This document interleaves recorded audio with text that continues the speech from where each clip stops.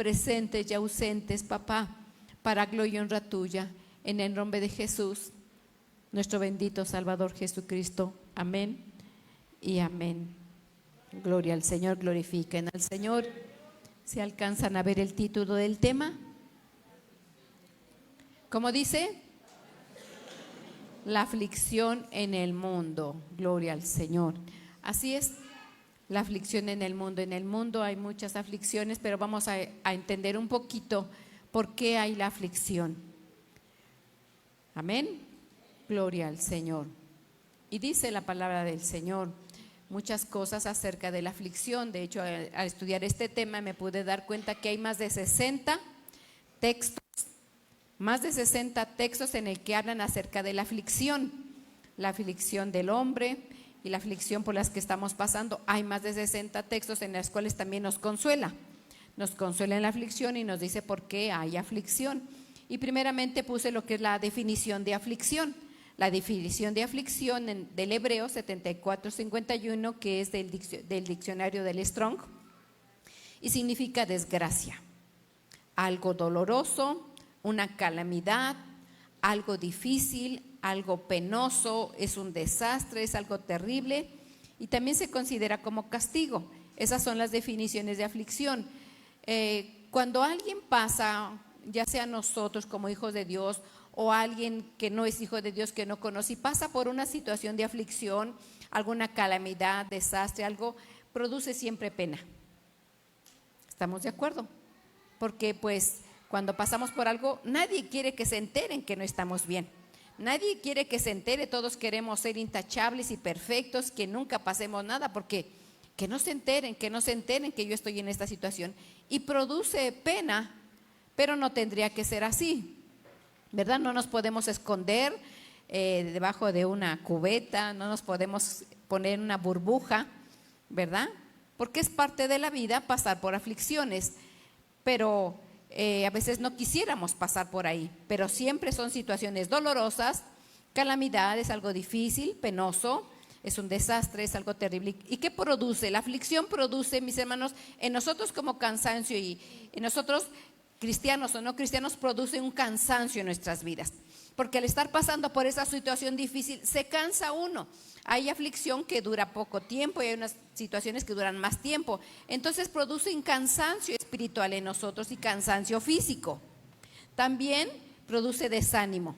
La palabra desánimo es una palabra compuesta que está por la des, que significa contracción, al ánimo, es algo opuesto al ánimo. Al ánimo es ganas de querer continuar, salir adelante, y la palabra de ese se quita el ánimo de seguir adelante.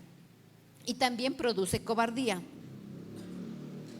¿Por qué produce cobardía? Porque al sentir nosotros esta aflicción difícil, que puede ser enfermedad, puede ser una fractura en el matrimonio como un divorcio, puede ser que un hijo o una hija pues dejó de la escuela, salieron embarazados, puede pasar muchas circunstancias, o que me quedé sin empleo, o que tengo un mal diagnóstico de una enfermedad terminal, y para nosotros es una aflicción, y entonces eso produce cobardía. ¿Por qué al punto de la cobardía? Porque entonces uno quiere desertar, uno quiere desaparecer, uno no quiere nada.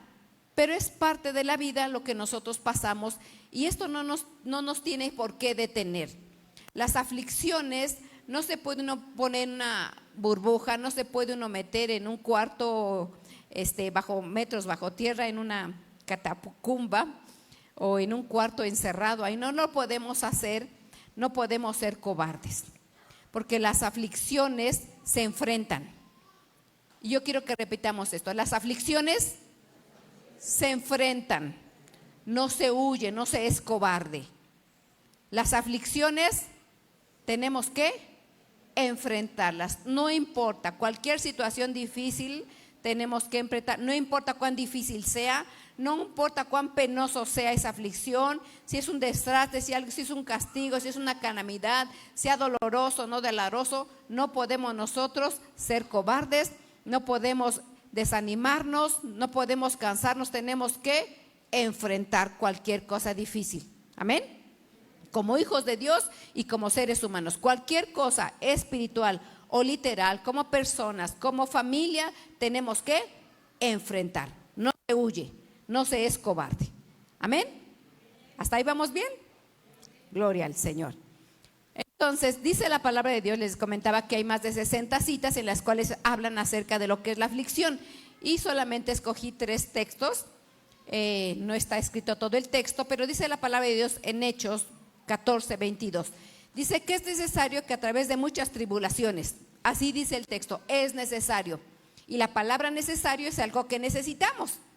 Dice, es necesario que a través de muchas, no dice pocas, dice muchas tribulaciones, y dice el texto, entremos en el reino de los cielos. En Juan 16:32 dice, en el mundo tendréis aflicción. Nosotros estamos en este mundo, pero no somos de este mundo. Entonces dice, y eso los dice nuestro Señor Jesucristo, dice, les digo para que tengan paz. Dice, en el mundo tendréis aflicción, pero continúa y dice nuestro Salvador, confiad, yo he vencido al mundo. Y así dice el Señor, confiad, yo he vencido al mundo. Entonces las aflicciones se vencen, no somos cobardes. Dice Salmo 34:19, muchas son las aflicciones del justo, pero de todas, no una parte, de todas nos librará nuestro Señor. Entonces son algunos de los más de 60 textos de la aflicción. Vamos más adelante. Dice también la palabra de Dios en Ezequiel 33:11. Dice, diles, aquí está mencionando el profeta Ezequiel por medio de nuestro Dios, y le dice al profeta Ezequiel, dile, para que le diga al pueblo, dice, tan cierto como vivo yo, tan cierto como yo vivo, afirma el Señor omnipotente. ¿Sí saben qué es omnipotente, verdad? ¿Qué significa? Que todo lo puede. ¿Hay algo imposible para Él?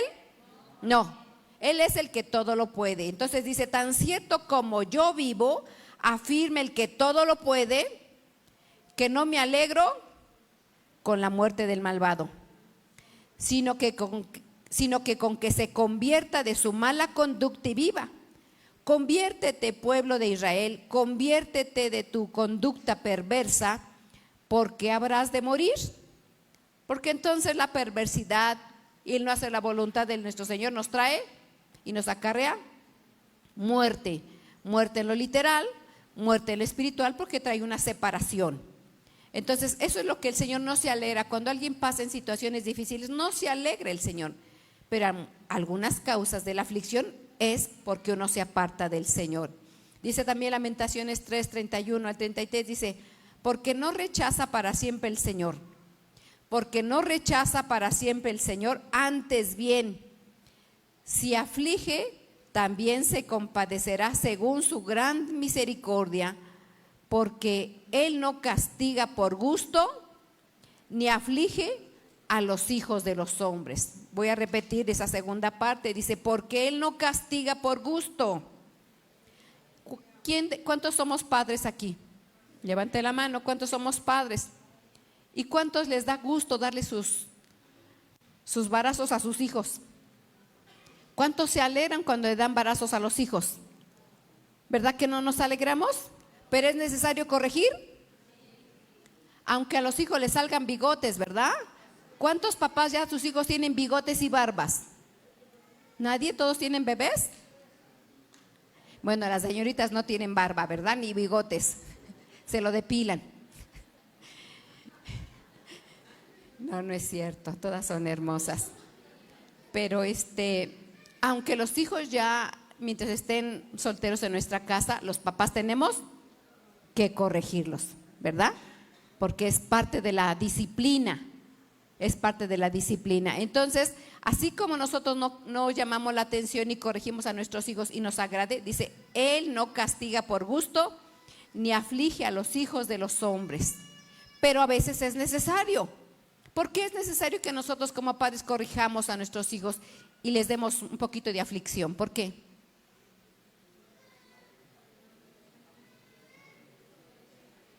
¿Por qué? Porque actúan en desobediencia, porque no hacen lo correcto los hijos. A veces, aunque tengan ya de 15, 16, 17, 18, 19, 20, 21, 22, 30, y se sigue eso más adelante, a veces no se es obediente. Y se piensa que porque ya cumplieron 18 años y ya tienen su INE, piensan que ya automáticamente son obedientes, pero no siempre así. Se puede ver en la conducta, en los resultados de ese hijo. Entonces el papá aplica el platicar, la disciplina, la corrección, porque es necesario para los hijos. Así nuestro Dios lo hace, pero no porque le guste ver sufrir al hombre, sino porque es necesario. Amén. Y entonces aquí vamos a ver algo muy importante y empezamos aquí. Eso fue como un preámbulo, pero aquí vamos a empezar ya a entrar en materia, así es que no me hagan ojitos. Amén. Todos somos hijos de una y de otra manera. Aunque seamos abuelos, somos hijos y Él es nuestro Padre. Entonces dice 2 de Timoteo 1 del 7 al 9, dice: ¿por qué no nos ha dado espíritu de qué? Cobardía. ¿Verdad que aquí no somos cobardes? Las aflicciones se enfrentan. Amén. Las aflicciones se enfrentan. Dice, porque Dios no nos ha dado espíritu de cobardía, sino de poder, de amor y dominio propio.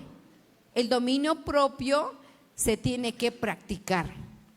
Es algo que nosotros como hombres tenemos que practicarlo. Dice el verso 8. Dice, por tanto, no te avergüences de dar testimonio de nuestro Señor, ni de mí. Porque aquí pone avergüences, porque Pablo lo estaba mencionando a Timoteo, porque a veces cuando pasaban situaciones difíciles, ellos les causaba vergüenza. Lo mismo que a nosotros, cuando pasamos por situaciones difíciles, nos produce vergüenza y no queremos que nadie se entere. O cuando somos hijos de Dios y vamos cargando nuestra Biblia, la escondemos, ¿verdad? Y no queremos que nadie se entere. Y entonces producen algunos vergüenza. Dice, ni de mí, porque Pablo estaba preso. Dice, sino participa de las aflicciones. ¿Cómo dice? Participa. Entonces tenemos que participar de esas aflicciones por el Evangelio según el poder de Dios. Entonces en el Evangelio hay un poder. En el Evangelio hay un poder. Dice verso 9, quien nos salvó y llamó con llamamiento santo, no conforme a nuestras obras, sino según el propósito suyo y la gracia que nos fue dada. En Cristo Jesús, antes de los tiempos antiguos. Entonces pongan atención aquí en el orden. Entonces cuando nosotros venimos a esta tierra, nosotros ya existíamos. Cuando nosotros venimos a esta tierra, nosotros ya existíamos. Y entonces dice aquí, repito, y la gracia que nos fue dado en Cristo Jesús antes de los tiempos antiguos. ¿Cuáles son los tiempos antiguos? Entonces hasta abajo puse, hay un propósito, hay un llamamiento, no por obras, nos dio una gracia que nos fue dada. ¿Y qué significa eso? Aquí puse este texto en Efesios 1 que dice, Dios nos escogió en Él antes ¿de qué? Antes de que el mundo fuera creado, ya estábamos nosotros. Antes de que estuviéramos en esta tierra y de que nuestros padres se conocieran, ya estábamos en el plan de Dios y ya existíamos nosotros como espíritus. Cuando venimos a esta tierra, en el vientre de nuestra madre, se formó un cuerpo, ¿verdad? Nos dio un alma, pero el espíritu vino y nos fuimos formados a esta tierra. Pero todo eso fue un propósito. Fue un propósito de Dios. Y eso estaba antes, repito. Dios nos escogió en Él antes de la fundación del mundo. ¿Para qué nos escogió? Dice, Dios nos escogió en Él antes de la fundación del mundo para... Bueno, si tú no estabas enterado y no has practicado la santidad, dice para que seamos santos y sin mancha delante de Él. Dice, en amor nos predestinó para ser adoptados como hijos suyos por medio de Jesucristo según el buen propósito de su voluntad. Entonces hay un propósito malo de parte de Dios. ¿Sí están aquí o no? A ver, repito, porque ya se me fueron. ¿Cómo dice el texto? según el mal propósito de la voluntad, ¿no? Es un buen propósito, Él no tiene planes malos, ¿verdad? Entonces, si Él tiene planes buenos, tenemos que estar contentos. Porque aún antes de que viniéramos a esta tierra y que ya existíamos, Él tenía un propósito para nosotros, ¿ok? Entonces, volviendo al punto, el Señor no nos dio un espíritu de cobardía, sino de amor y de dominio propio. Entonces, dice aquí, sino participa de las aflicciones por el evangelio según el poder de Dios. Entonces, hay un poder de Dios sobrenatural. Ahora, Él en ese poder nos salvó. Ya existíamos, venimos a esta tierra, dice, quien nos salvó y llamó, porque nosotros estábamos perdidos. Cuando venimos a esta tierra, como quien dice, nos resetearon nuevamente. Venimos a esta tierra, no entendíamos, no comprendíamos, porque nacimos muertos. Nacimos cuando reconocemos a Cristo Jesús como nuestro Salvador, y ahí nuestro espíritu tuvo vida. Estos temas se dan en los discipulados, eso ya lo sabemos. Entonces, mis hermanos, nos salvó porque estábamos muertos espirituales, en Cristo tuvimos vida, dice, y nos llamó con llamamiento santo, no conforme a nuestras obras. Si Él nos llamó, ¿era porque éramos buenos? ¿No? ¿Cuántos buenos habíamos aquí? Ninguno. No, ¿verdad que no?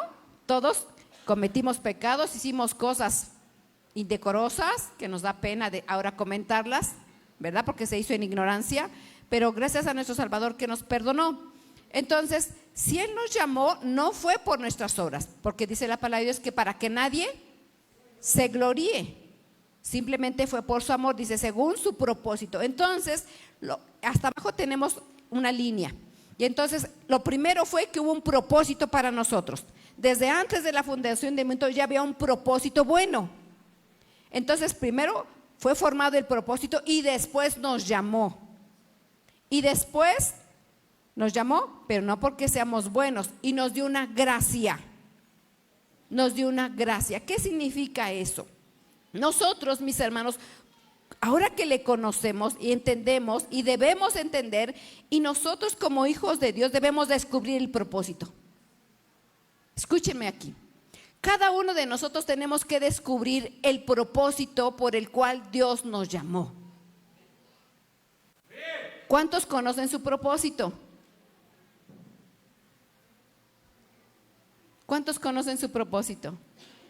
Yo quiero que me pregunten una cosa. ¿Cuántos años yo tardé en descubrir mi propósito? No digo que me pregunten mi edad, ¿eh?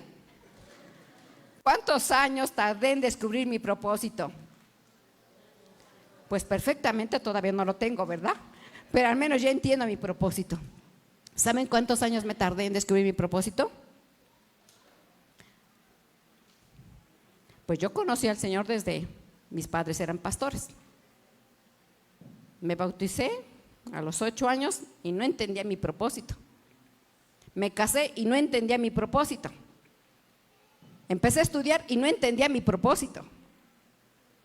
Me casé, tuve hijos y no entendía mi propósito. Y todo ese tiempo fue a la iglesia, iba, cantaba y no entendía mi propósito. Sabía de un Salvador, pero no lo entendía. Y les estoy comentando esto porque qué necesario es, qué importante es descubrir nuestro propósito.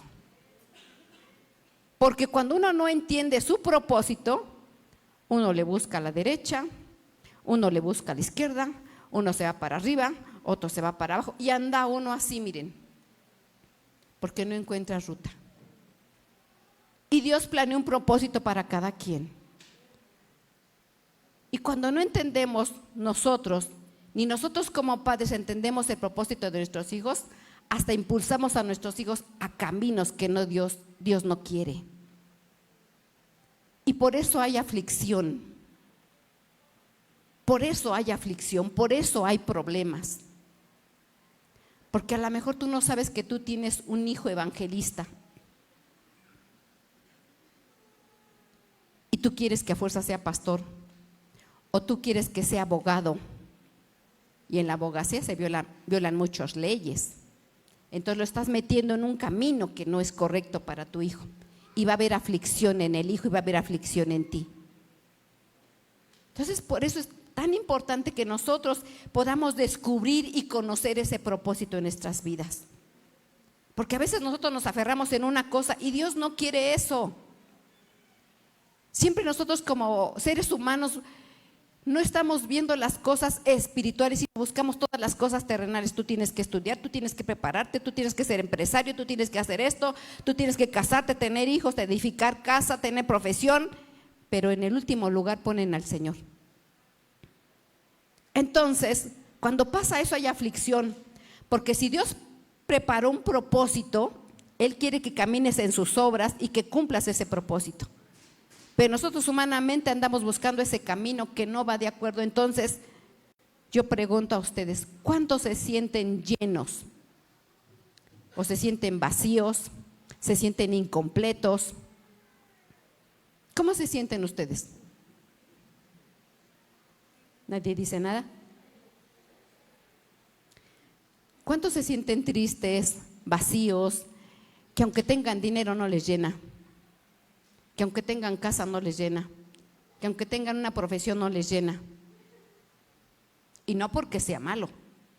Como hombres el Señor nos va a proveer y nos va a dar lo que necesitamos.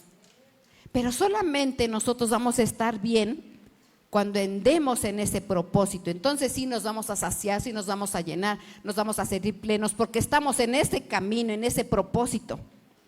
Pero cuando no, no. Y yo les dije, pregúntenme cuánto tiempo tardé en descubrir. Porque uno a veces busca, es el esposo el que me llena la felicidad. Y no porque sea malo casarse o sea malo tener un esposo, ¿verdad? Uno busca, no es que ya ahora que tenga casa y voy a trabajar y voy a hacer esto y lo logra uno humanamente y no se siente uno pleno, se siente uno vacío, se siente uno triste, se siente uno desanimado, nada te llena. Pero cuando ya está uno en el propósito y sabe uno lo que le toca hacer y lo que tienes que hacer, entonces tú te sientes bien. Menos no. Y entonces lo único que logra uno, mis hermanos, es perder tiempo. Porque ahí te puedes pasar 20 años y no vas a cumplir el propósito de Dios. Porque ya leímos la cita, desde antes de la fundación del mundo, el Señor preparó un propósito para ti y para mí. Y andas por aquí, y andas por allá, y andas para allá, y buscas, y entonces nada te sacia y te produce aflicción. Y por eso los jovencitos andan buscando en las muchachas, en los brazos, en los trabajos, en las drogas, en el alcohol, en la fornicación, en la vanagloria, en muchas cosas andan buscando el llenarse, el llenar ese vacío. Y no lo vas a encontrar, así te cases con la Miss Universo, así tengas la mansión, así te vayas de paseos. Y no porque sean malas esas cosas, sino porque fuimos llamados y preparados un propósito desde antes de la fundación del mundo para cumplir ese propósito en Dios y para que andemos en las buenas obras. Y mientras nosotros no andemos en las buenas obras, tú te vas a desviar siempre. Y nunca te vas a sentir satisfecho, y nunca te vas a sentir pleno, y nunca te vas a sentir feliz, porque estás fuera del propósito de Dios. Y el único que nos puede llenar es nuestro Señor. Es lo único. Entonces, no pierdas tiempo. No pierdas tiempo, no seas obstinado o obstinada. No seamos obstinados. Porque la obstinación es rebeldía. La obstinación trae aflicción de carne. La obstinación trae muchas consecuencias, no solamente a nosotros, sino a nuestra familia y a nuestros hijos. Y se va a perder tiempo, mis hermanos. Y estamos en los últimos tiempos, donde ya está la situación en el mundo global muy difícil. Y es mejor que descubramos cuál es el propósito, por qué nos llamó, no porque seamos buenos. Y cuando dice gracia, una gracia que nos fue dada, ¿qué significa esa gracia que nos fue dada, mis hermanos? No me hagan ojitos. La gracia significa, voy a poner esa palabra, el paquete completo. Cuando dice gracia es que nos da todo lo necesario para cumplir ese propósito. Si Dios quiere que tú seas profeta, te dio todo lo necesario, te dio el carácter, te dio el discernimiento, te dio las cosas. Si Él quiere que tú seas evangelista, te dio esa palabra, te va a dar las cosas, te va a dar la unción, te va a dar hasta dónde, con quién naciste, todo te lo va a dar. Es la gracia de Dios en nosotros. Él te da todo lo necesario para que tú puedas cumplir ese propósito. Si Él te escogió como tañedor, Él te dio el timbre de voz, Él te dio el don, Él te dio la capacidad para que lo seas. Pero si tú te metes en la fama y le cantas al mundo, no te va a ir bien, aunque ganaran dinero, aunque triunfaran en el mundo. ¿Por qué creen que hay muchos cantantes que se quitan la vida? Porque están vacíos, porque no fueron creados para eso. Entonces, todos tenemos un propósito y tenemos que cumplir ese propósito. Y no podemos perder tiempo porque solamente va a haber aflicción. Amén. Ahora, dice aquí el Salmo 107, dice, por causa de sus caminos rebeldes y por causa de sus iniquidades, los insensatos fueron. Entonces, ¿por qué viene la aflicción? Por causa de los caminos rebeldes y por causa de sus iniquidades, los insensatos fueron afligidos. Entonces, la aflicción viene por ser rebelde y por las iniquidades. Cuando uno es rebelde y cuando uno está obstinado en nuestras iniquidades, haciendo lo malo, continuamente la iniquidad es la suma de los males. Desobedeces y desobedeces y desobedeces y no obedeces. Entonces viene la aflicción, dice, su alma aborreció todo alimento. ¿Qué significa su alma aborreció todo alimento? ¿Alguien sabe cuando un ser humano ya no quiere comer, por qué causa es? ¿Por qué? No. Cuando un ser humano ya no quiere comer y pasa un día, pasan 24 horas, pasan 3 días y no quiere comer, ¿por qué es? Cuando alguien ya no quiere comer es que ya está a punto de morir. Dice, su alma aborreció todo alimento y se acercaron hasta las puertas de la muerte. Entonces en su angustia clamaron al Señor y Él los salvó de sus aflicciones. Él envió su palabra y los sanó y los libró de la muerte. Entonces, cuando alguien es rebelde y está continuamente iniquidad y viene la aflicción, el Señor es el único que nos puede librar de esas puertas de la muerte. ¿Este texto para quién es? ¿Para el que no conoce? ¿Para quién? Entonces nosotros éramos los rebeldes, éramos los que estábamos en iniquidad. Y hay algunos que todavía están en rebeldía o iniquidad. Pero nosotros tenemos que dejar de ser rebeldes y de practicar la iniquidad. Porque si no, va a venir la muerte hasta el punto de las puertas de la muerte. Cuando dice puertas es que ya están en las últimas. Pero aún así el Señor, cuando uno clama al Señor, Él nos salva de las aflicciones y de la muerte. ¿Y cuál es la solución? Dice que Él envía su palabra y lo sana. Entonces, cuando alguien está en aflicción, cuando alguien está en problemas, ¿qué tenemos que hacer? Aquí está la medicina. Aquí está la respuesta. Y entonces tú clamas al Señor y Él te libra.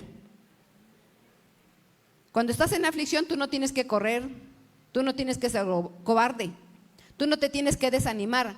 Las aflicciones se enfrentan, los problemas se enfrentan, pero con palabra, con su palabra. Vamos a ver este caso que está en 1 Samuel 1:3. Dice, y todos los años aquel varón subía de la ciudad para adorar. y para ofrecer sacrificios a Jehová de los ejércitos en Silo, donde estaban los hijos dos de Elí y Ofnis, sacerdote de Jehová. Dice, pero a Ana daba una parte escogida porque amaba a Ana, aunque Jehová no le había concedido tener hijos. Y su rival la irritaba, enojándola y entristeciéndola, porque Jehová no le había concedido tener hijos. Así hacía cada año cuando subía a la casa de Jehová y le irritaba así, por lo cual Ana lloraba y no comía. Elcana, su marido, le dijo, Ana, ¿por qué lloras? ¿Por qué no comes? ¿Y por qué está afligido tu corazón? ¿No te soy yo mejor que 10 hijos? Nosotros ya conocemos esta historia, mis hermanos, pero quiero resaltar este punto. En esta historia había una familia y en esa familia había un esposo que tenía 2 mujeres. Hoy en día ya no es correcto, ¿verdad? Ya los varones no pueden tener 2 esposas. En aquel tiempo era permitido porque Dios mandó a que se fructificara la tierra, pero ahorita no. Entonces dice que tenía dos mujeres, una era estéril y otra tenía varios hijos. Entonces la que tenía hijos, como se daba cuenta que el esposo le daba una porción extra a su esposa, pues la que tenía hijos la afligía a la que no tenía hijos. Y entonces dice que Ana lloraba y lloraba y lloraba. Pero aquí yo puse en el principio, todos los años aquel varón subía a la ciudad, ¿para qué? Para adorar. Entonces la aflicción te impide adorar. ¿Y qué es adorar? ¿Qué es adorar, hermanos?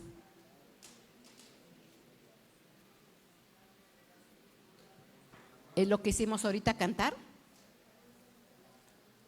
No, la adoración va más allá.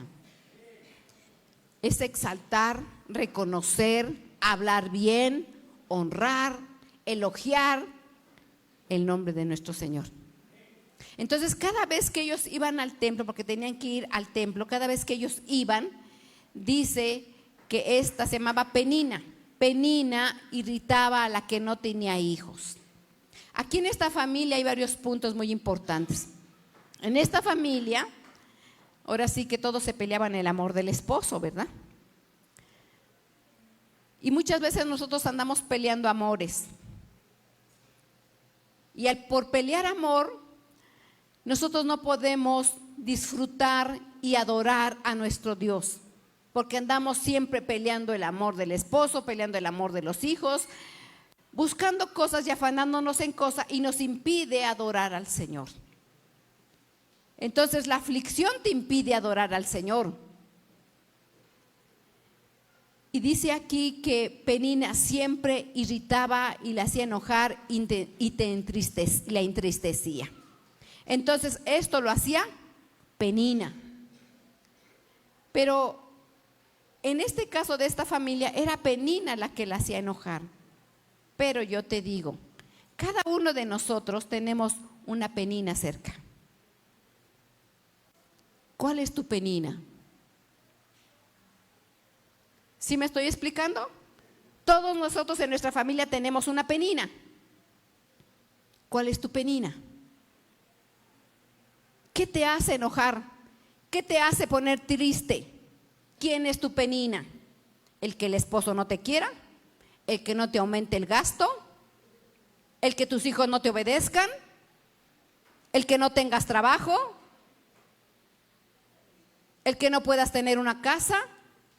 ¿Qué es tu Penina? ¿Qué te impide adorar a Dios? ¿El trabajo? ¿El afán? ¿La salud? ¿El diagnóstico que te dijeron? ¿Te preocupa que cuando tengas 80 años, qué será de tu vida? ¿Quién te va a cuidar? Porque algunos pensamos así, ¿no? Es que cuando tenga 80 años, ¿quién me va a cuidar? Y no voy a tener una casa y no voy a tener un buen billete en el banco para que me sostenga, al menos voy a pagar una enfermera. Y te preocupas. ¿Quién va a morir primero, mi esposo o yo?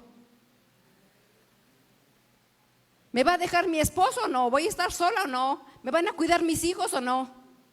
Es que como tengo puros varones y no tengo hijas, entonces ¿quién me va a cuidar? Y piensa uno tantas cosas que son vanas.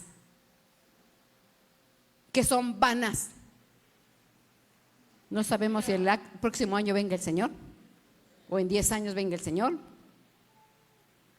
Entonces todos tenemos una penina, hermanos. ¿Cuál es tu penina que te quita el adorar al Señor? Ahora otra cosa, mis hermanos.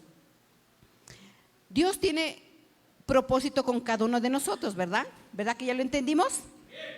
Bueno, ¿qué pasa en el matrimonio o en la familia cuando un esposo aflige a la esposa o una esposa aflige al esposo y le detiene para que no cumpla ese propósito? O un padre que lo detiene al hijo para que cumpla su propósito ese hijo. Quiero que me digan qué pasa. Porque a veces como la esposa no sabe el propósito del esposo, ¿a qué vas a la iglesia? Tú siempre en la iglesia, ¿qué vas? O viceversa, el esposo a la esposa, ¿para qué vas a la iglesia? ¿Y para qué sirves?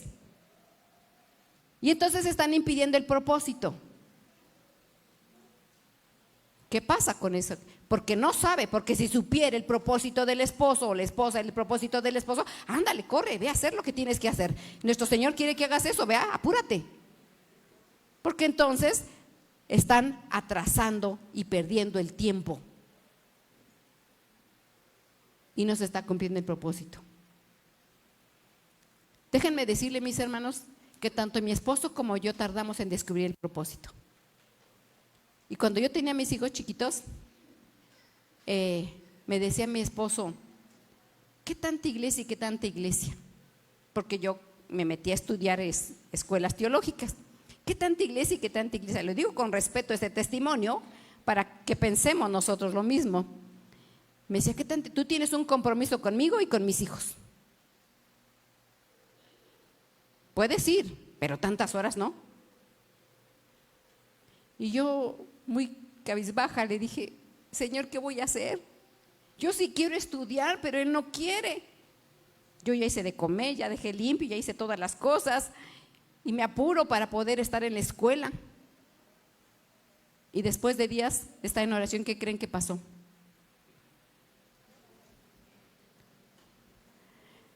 Atendiéndole en su desayuno, me dice mi esposo, ¿sabes qué? Estoy contendiendo contra Dios. Si tú quieres estudiar, estudia, ya no te voy a decir nada. Así es. Cuando algo tiene que cumplir el propósito y tú te pones en ese camino, el Señor lo hace. Y mi esposo, su pastor le decía, tú vas a ser pastor. No, a mí ni me digas nada. Tú porque ya no te queda otra. Pero yo tengo una familia que mantener y tengo niños que criar y tengo que hacer muchas cosas. Yo no puedo meterme de pastorcito. Así decía mi esposo, porque no entendía su propósito. Y yo muchas veces no entendí mi propósito, ni él entendía su propósito. Y tuvimos que pasar por situaciones en las cuales fuimos empujados, afligidos, para poder cumplir ese propósito, aunque no lo entendimos. Porque el Señor te lleva, pero nos produce en nosotros aflicción. Entonces, qué importante es que nosotros podamos conocer y descubrir el propósito de Dios. Y lo digo con respeto de mi esposo. Pero Dios desea cumplir el propósito y desea que tú y yo cumplamos el propósito y no pierdas tiempo. Si el Señor te llamó para la obra, no pierdas tiempo, porque vamos a dar cuenta al Señor. Vamos a dar cuenta al Señor. Tú métete con el Señor y el Señor va a acomodar las cosas. Tú no te preocupes de lo que pase. Aunque pasaras por 100 aflicciones, aunque muchos enemigos te perturben. Yo te hago una pregunta. ¿Nuestro Dios tiene enemigos? ¿Sí? ¿Quiénes son? ¿Nuestro Señor Jesucristo tenía enemigos? ¿Quiénes eran? ¿Tú tienes enemigos? ¿Quiénes son? ¿La suegra? No, ¿verdad? El Señor la bendiga en gran manera. ¿Cuáles son los enemigos de Dios? Déjame decirte lo que dice la palabra. Dice que nosotros éramos enemigos de Dios. Así dice. Nosotros éramos enemigos de Dios porque estábamos en contra de su propósito y de su voluntad. ¿Y nuestro Señor Jesucristo tenía enemigos? Sí, entre los cuales se encontraban fariseos, saduceos, escribas, helenios, Judas. ¿Y tú tienes? ¿Y quién de todos se aflige? ¿El Padre, nuestro Señor Jesucristo o tú o yo? Ellos no. ¿Por qué te afliges tú? ¿Por qué te afliges por las aflicciones? ¿Por qué te afliges por tus enemigos? ¿Por qué te afliges por tu penina? ¿Acaso el Señor, el Todopoderoso, no hará lo necesario para cumplir su propósito en ti? Si desde antes de que nacieras ya había el propósito. ¿Por qué te afliges? ¿Por qué decae tu semblante como Ana? Estaba afligido su corazón. ¿Por qué te afliges? ¿Por qué decae tu semblante? ¿Qué te impide adorar? ¿Por qué no adoras al Señor? ¿Por tu penina? Ellas, tanto Penina como Ana, por estar en la disputa del amor, no disfrutaban al esposo. Ni una ni otra. Ni la que tenía hijos disfrutaba a sus hijos por andar molestando a la otra. Ni Penina era feliz, ni Ana era feliz, ni nadie era feliz, porque estaban distraídas en cosas vanas. Y a veces le pasa al pueblo de Dios así. No disfruta a su amado, no adora al Señor, porque están en cosas vanas.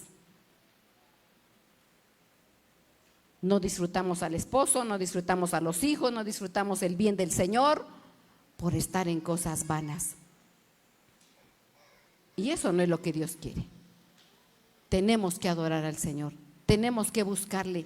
No tiene por qué nuestro corazón estar afligido. Tenemos que comer, tenemos que estar adelante. Dice más adelante aquí, dice: y se levantó Ana después que hubo comido y bebido en Silo, mientras el sacerdote Elí estaba sentado en una silla junto a un pilar del templo de Jehová. Ella con amargura de alma oró a Jehová y lloró abundantemente e hizo voto diciendo: Jehová de los ejércitos, pocas mujeres reconocen al Señor como el Dios de los ejércitos. Dice: si te dignares mirar la aflicción de tu sierva y te acordares de mí, y no te olvidares de tu sierva, sino que dieres a tu sierva un hijo varón, yo lo dedicaré a Jehová todos los días de su vida, y no pasará navaja sobre su cabeza. Hubieron pocas mujeres que eran estériles y que consagraron a sus hijos, como fue la mamá de Sansón. La mamá de Sansón era estéril y consagró a su hijo. Ana también. Y también Juan el Bautista. Su madre de Juan el Bautista era estéril y también lo consagró. Esos tres varones, esas mujeres eran estériles y consagraron a sus hijos. La consagración es muy importante, pero dice que esto cambió hasta que se levantó. En la aflicción no podemos estar tiradas ni tirados. En la aflicción no podemos estar llorando todo el tiempo. Tenemos que reconocer al Señor como el Todopoderoso, el Jehová de los ejércitos, y levantarnos y dedicarnos a nuestra familia para consagrar a nuestros hijos. Tenemos que hacer lo que tenemos que hacer. Dice Marcos 1:3 y dice: estuvo allí en el desierto 40 días y era tentado por Satanás y estaba con fieras y los ángeles le servían. ¿De quién estamos hablando? De nuestro Señor Jesucristo. En el tiempo cuando estaba Jesucristo en la tierra, cuando fue tentado por Satanás, dice que estaba fieras con él.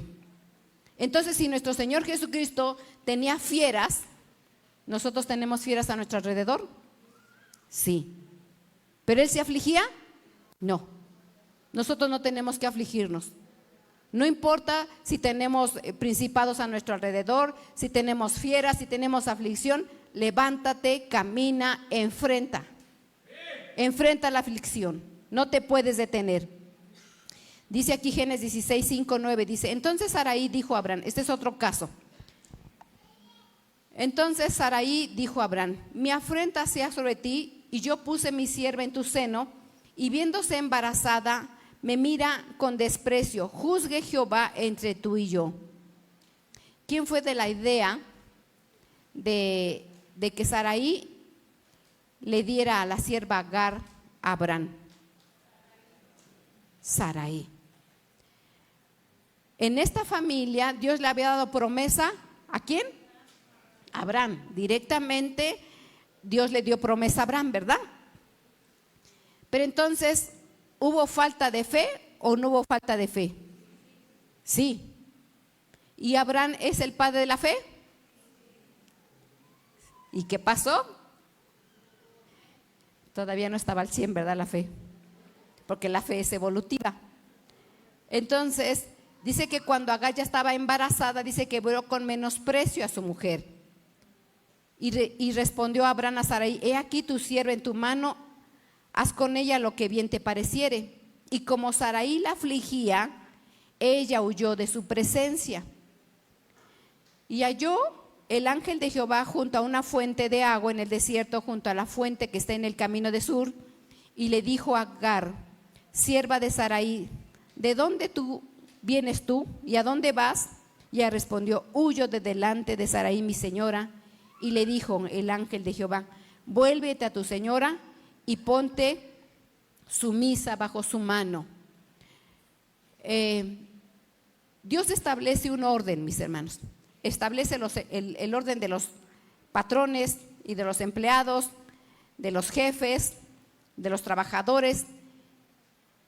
Como en las iglesias, hay un orden. Y el orden Dios siempre lo respeta, como es papá, mamá e hijos. Y aunque esta Agar empezó a menospreciar a Sarai, ¿por qué la menospreció? Ella ya estaba embarazada, ok, pero aparte de que estaba embarazada, ¿por qué actuó Agar en esa condición de menospreciar a su señora? ¿Saben por qué? Porque Sarai le dio a ella menosprecio. Ella sembró, ella cosechó. Uno siembra, uno cosecha. Padres de familia, lo que tú siembres en tu casa, vas a cosechar. Si tú siembras infidelidad, vas a cosechar infidelidad. Si tú siembras violencia, vas a cosechar violencia. Si tú siembras menosprecio, vas a cosechar menosprecio. Solamente es el Señor el único que puede cambiar eso. Entonces, por eso le empezó a menospreciar a Agar, porque ella había puesto en ella esa semilla y ya cuando se vio embarazada, produjo eso. Y dice aquí, entonces, como esta Sarai empezó a menospreciar y afligir a Agar, dice que huyó de su presencia y dice que se fue al desierto. Cuando un ángel dice que en el desierto le habló y le dijo a Agar, sierva de Sarai, pero fíjense cómo le habla, sierva de Sarai. ¿Sabía el ángel quién era? ¿Y a qué se dedicaba? ¿Y qué hacía? ¿Sí? ¿Y el Señor sabe tu vida? ¿Sabe qué haces? ¿Sabe qué te dedicas? ¿Sabe qué siembras y cosechas? ¿Sí? Todo lo sabe, ¿verdad? Todo lo sabe. Entonces dice, ¿de dónde vienes tú y a dónde vas? Y ella respondió, huyo de delante de mi señora. Si sabía el ángel todas las cosas, ¿por qué es que le pregunta? ¿Sabía o no sabía el ángel? ¿Quién era ese ángel? ¿Era un ángel? No, era el mismo Señor. Es una cristofanía. Era el mismo Señor.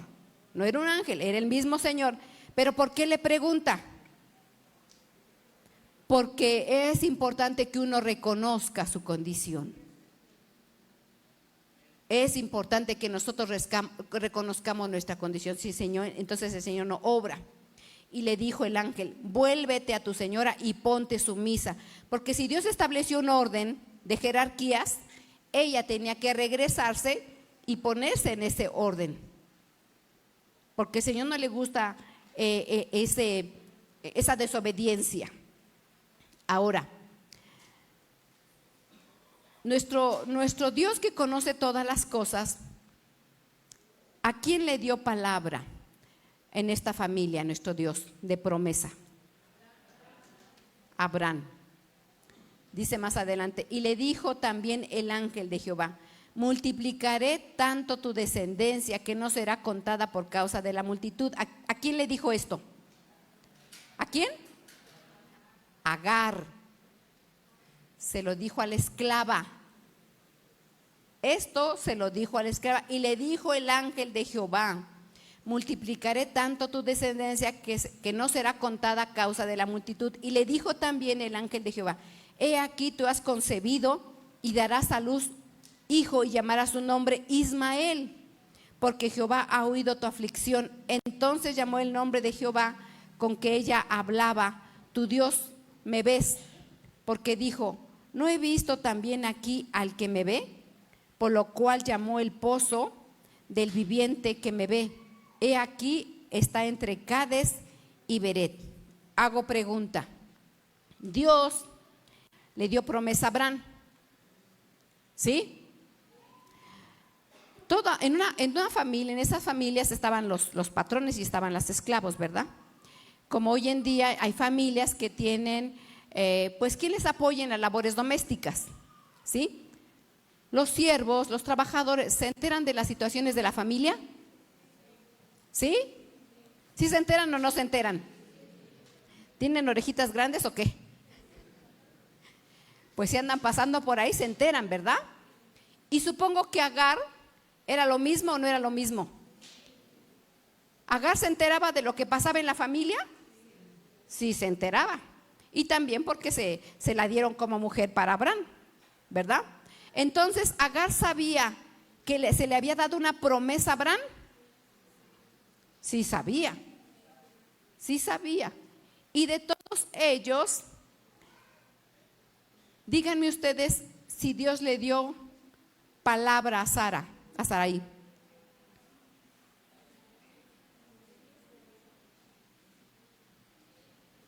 ¿A quién le dio promesa nuestro Dios? Abraham. Le habló y le dio promesa a Sarai, aunque ella estaba atrás de las cortinas. Sí, así dice la palabra, que andaba ahí escuchando las cosas ella, enterándose, pero nunca le dio palabra a ella. Nunca le fue dada palabra. ¿Por qué? La Biblia no lo dice. Pero ¿qué diferencia había entre Sarai y Agar? Porque Agar dice aquí que Dios le habló. A pesar de ser esclava, a pesar de ser aborrecida, a pesar de ser menospreciada, a pesar de era la que hacía la limpieza, a pesar de que era la que no era tomada en cuenta, ¿Dios le habló? Sí le habló. A veces pensamos que solo los de la promesa Dios les habla. Sí le fue dada promesa a Abraham. Y a la esposa, que era parte de la familia, no le habló el Señor, pero sí le habló en una esclava. Y eso me habla, mis hermanos, acerca de esa esclava, que nosotros también éramos esclavos. Y nuestro Dios nos habla y nos dice y nos da promesa. Pero dice aquí, dice: entonces llamó el nombre de Jehová con que ella hablaba. Entonces Dios le dio a ella promesa y Dios le dijo. Entonces cuando Dios le dice que ella tenía un bebé, ella tenía simiente en sus entrañas. Y entonces ella conoció a ese Dios. Esa esclava conoció a Dios más que Sarai. Porque Sarai no lo conoció. Sarai nunca escuchó la voz de Dios, pero la esclava sí. Entonces la esclava tuvo un encuentro con Dios. La esclava habló con Dios. La esclava descubrió el propósito en su vientre. La esclava tuvo una dirección para su vida. Recibió promesa y conoció al Dios que lo ve. Todo eso ella, Agar, aunque siendo esclava, tuvo esa bendición. Entonces no importa si tus patrones te afligen. No importa si tu esposo te aflige. No importa si tu esposa te aflige. No importa si tienes enfermedad y te aflige. El Dios que todo lo ve te va a dar la salida. Aunque tú te sientas esclava, aunque tú te sientas la más vil, el menospreciado, el que no tiene propósito, el que no tiene llamado, te digo que estás equivocado, porque el Señor preparó un propósito desde antes que tú nacieras. Pero sí te digo, no andes por caminos donde no tienes que estar, porque solamente estás perdiendo tú y tu familia tiempo. Y aunque sea tu condición de esclavo, Dios te puede hablar. Dios te puede hablar. Porque ¿por qué era la aflicción? ¿Por qué le empezó a afligir más esta Saraí a Agar? ¿Saben por qué? Porque ella ya tenía un propósito. Ella ya no tenía, y Saraí no entendía su propósito. Entonces, en esa esclava ya había un propósito de lo que ella, porque el Señor le dio la dirección y todas las cosas. Entonces en ti y en mí hay un propósito. Y por eso te afligen. Por eso te desaniman. Por eso principados te buscan. Por eso te quieren distraer. Por eso te afligen, aún los de tu casa. Porque tú tienes propósito. Y Saraí no tenía dirección, no tenía propósito todavía. Por eso la afligía. Antes no la afligió. Le empezó a afligir cuando ella ya tenía esa semilla de propósito. Entonces, cuando tú entiendas ya tu propósito, y desde antes te van a afligir. Pero que nada te quite la alabanza. Nada te quite el gozo. Porque el Señor es fiel. Dice Isaías 53. Despreciado y desechado entre los hombres, varón de dolores. ¿De quién habla? Experimentado en quebranto, como que escondimos de él el rostro. Fue menospreciado y no le estimamos. Angustiado él y afligido, no abrió su boca. Como cordero fue llevado al matadero y como oveja delante de sus trasquiladores, enmudeció y no abrió su boca. Cristo Jesús tuvo que pasar aflicción para que nosotros pudiéramos vencer en las aflicciones. Él pasó las cosas para que nosotros fuéramos victoriosos. Pero tú no vas a vencer si tú te sales del propósito. Dice Isaías 41:10, no temas, pueblo de Silo, no temas, porque yo estoy contigo. No desmayes, porque yo soy tu Dios, que te esfuerzo, siempre te ayudaré, siempre te sustentaré con la diestra de mi justicia. No importa cuántas cosas pasemos, nuestro Dios tiene enemigos y nosotros éramos enemigos de Dios, porque estábamos en contra de su voluntad. Nuestro Señor Jesucristo tenía muchos enemigos, pero nunca se acobardó. Él enfrentó las cosas y se iba a orar todas las noches. Y fue fiel. Y pasó y estuvo dispuesto a ir hasta la muerte y muerte de cruz para sufrir aflicción, para que nosotros ahora fuéramos victoriosos. Y Él nos dice, no temas, pueblo de Silo, porque yo estoy contigo. No desmayes, porque yo soy tu Dios. Él es nuestro Dios, Él es el Todopoderoso. Él es el poderoso guerrero que va delante de nosotros y no ha perdido ninguna batalla, mis hermanos. Y no es que yo esté diciendo esto como una prédica motivacional, porque yo no tengo que motivar a nadie. Es el Espíritu el que nos conforta, el que nos ayuda, el que nos auxilia. Yo no tengo la capacidad de andar motivando al pueblo de Dios. Es el Espíritu de Dios el que nos da el sustento y las cosas y la ayuda y la dirección. Pero sí tienes que entender que no tienes que temer, porque el Señor está con nosotros. No desmayes, no te canses, no te quedes postrado en el desierto. Dice, porque yo soy tu Dios, que te esfuerzo, siempre te ayudaré, siempre te sustentaré con la diestra de mi justicia. Así es que levántate en el nombre del Señor. Levántate, no te detengas, no te detengas. La gloria al Señor, la gloria al Señor. No estés cabizbajo. En cualquier etapa que tú estés, si estás estudiando vas a tener aflicción, el Señor está contigo. Si eres casado y padre de familia, el Señor está contigo. Si eres soltero, el Señor está contigo. Pero yo te digo, mi hermano, tienes que descubrir tu propósito. Levántate. Las aflicciones nos impulsan. Las aflicciones nos mueven. No es para correr. Las situaciones, las aflicciones nos mueven a encaminarnos al camino del Señor. Porque nosotros nos desviamos, pero el Señor mueve las circunstancias para que la aflicción te haga que te encauces nuevamente al propósito de Dios.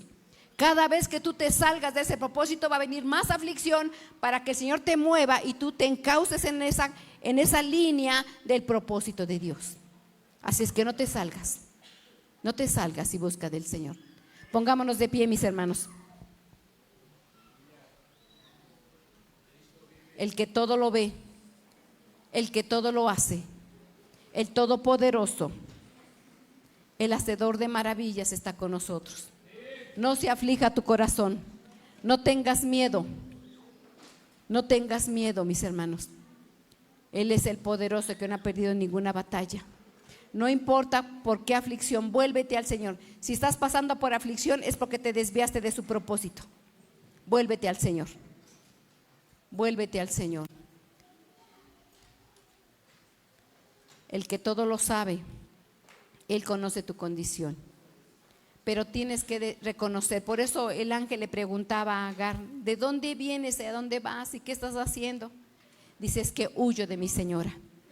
Así es que todos los que están huyendo, si hay algunos que están huyendo fuera del propósito de Dios y que el Señor les llamó y no quieren trabajar para el Señor, como mi esposo en un tiempo huía. Mi esposo en un tiempo huía del pastorado y empezó a pasar por aflicción.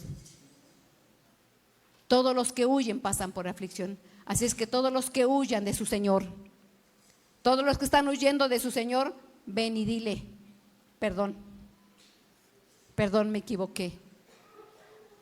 Pasa, hermano, pasa. Ponte a cuentas con el Señor. Él quiere que le busques. Él quiere que te acerques a Él. No te huyas del Señor. ¿A dónde vas de ir? Si subieres a los cielos, ahí está. Si fueres a lo profundo del mar, ahí está. No te puedes huir. Fuiste llamado para servir. Desde antes de la fundación del mundo, el Señor